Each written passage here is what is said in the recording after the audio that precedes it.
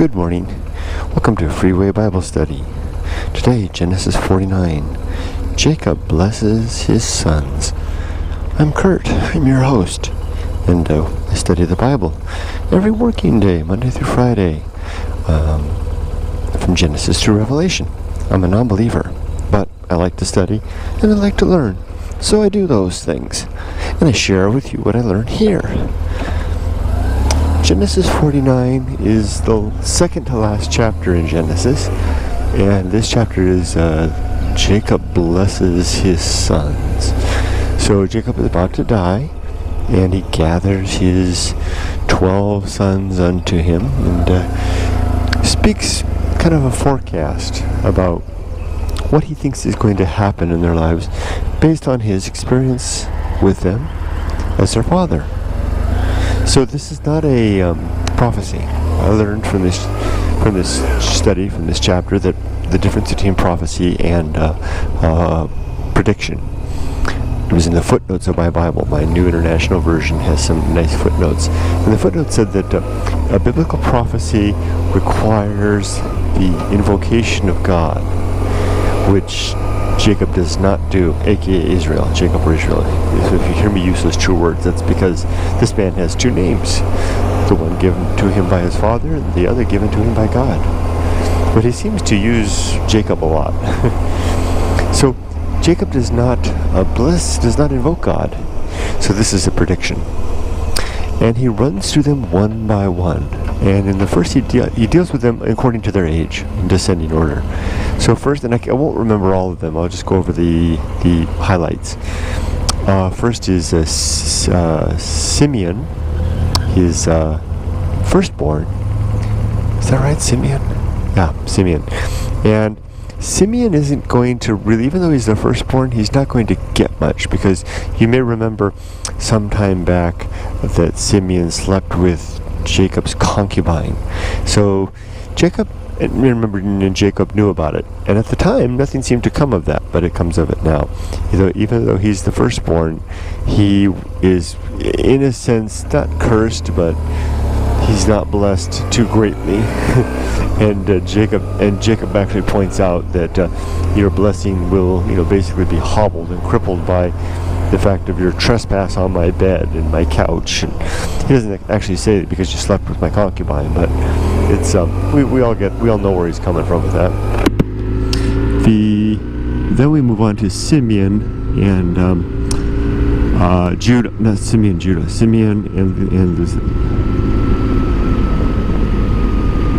is it Levi? I think so. Was it Levi? Isn't Levi going to be head over all the priests? The Levites? I think it was Simeon and Levi. Sometimes this doesn't pick me up. There we go. I think it was Simeon and Levi who, can't be. Now I'm getting the names all screwed up. Oh well. Anyway, the first one was the oldest brother. I thought that was Simeon. And now I can't remember the next two brothers. Anyway, they're the two brothers that slaughtered everybody at that town. Remember way back when they made the deal with the men? Remember the rapist who wanted to marry the daughter? I can't quite remember her name. And they made a deal that, you can marry her, but first all of you men have to become circumcised. And so all the men of the city, this is a foreign city, some Canaanites, they circumcised themselves. And after 3 days of recovery, these two brothers went in and slaughtered everybody with their swords. And that was a bad scene. And Jacob punishes them now. And he says, for their violence, for their deeds, they will not get much of a blessing either. So we have two brothers that are kind of three brothers that are kind of down. Next comes the favorite, who is Judah. Judah is going to basically receive the patriarch's lead blessing. And I think that's because he's demonstrated himself to be the most worthy of such a blessing. And he will basically rule over the household. And I think, and we see a long kind of a soliloquy on Jacob's part with lots of analogies to lions. There's the reference to Judah being like a lion's cub or a lioness laying down to sleep, and who would dare to rouse it. So that we see not only the lion, which is a big symbol in Mesopotamian culture, but also the lion cub and the lioness herself indicates quite a reference, the whole pride basically. So he's going to be the main guy. And then after that we have more brothers coming along. One of them is going to be in a ship. Is that Dan? No, Dan is going to be like a donkey, bearing weight. Dan will judge his brothers. Anyway, I can't remember the names. I can't place the names with the predictions. But one of them will become like a fisherman. Another one will become like a servant, bearing the weights for others.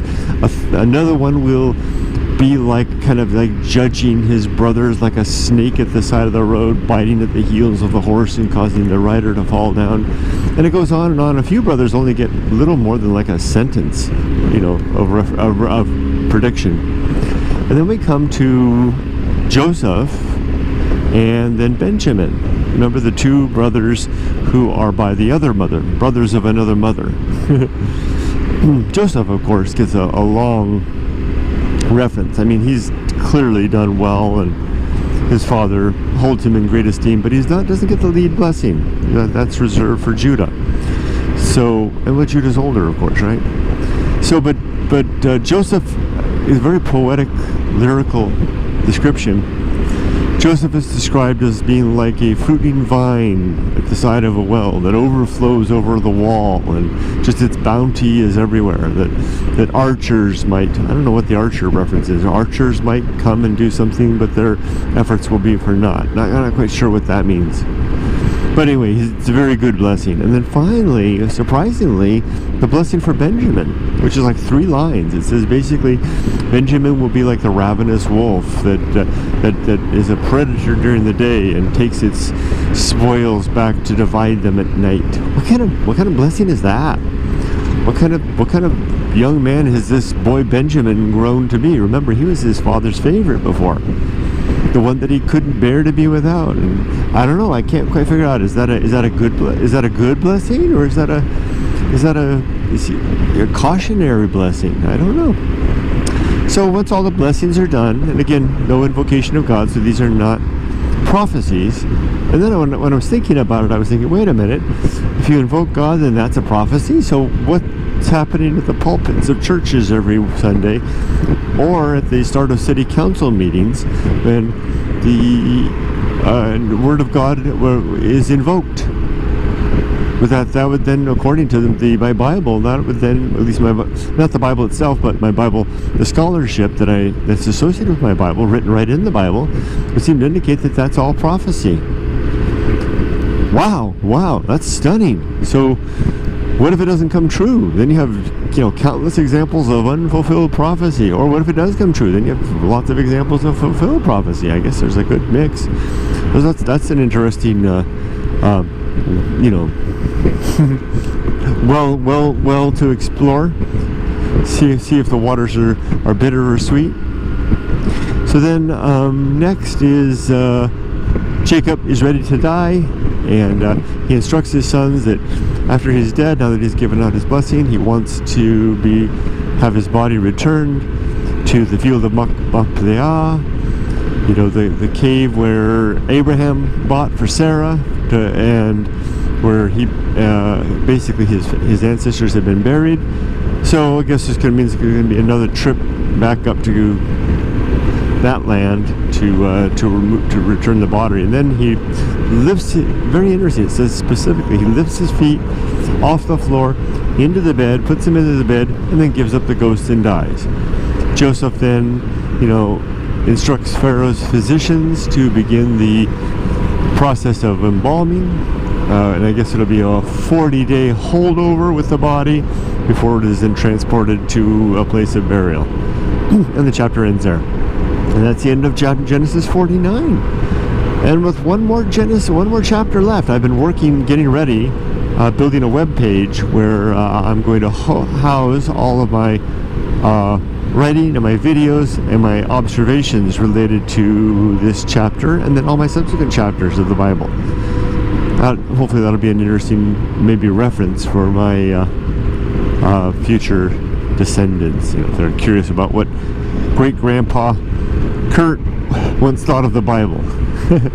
Okay, and also it causes me, more than that, I find that exercises like that, like writing things down that I'm interested in, helps me to do a better job of studying them. So I'll leave it at that. Thanks, everybody. Have a great day. We'll see you tomorrow for another day of Freeway Bible Study. Bye-bye. Make it a great life. Make it a good day. Take care.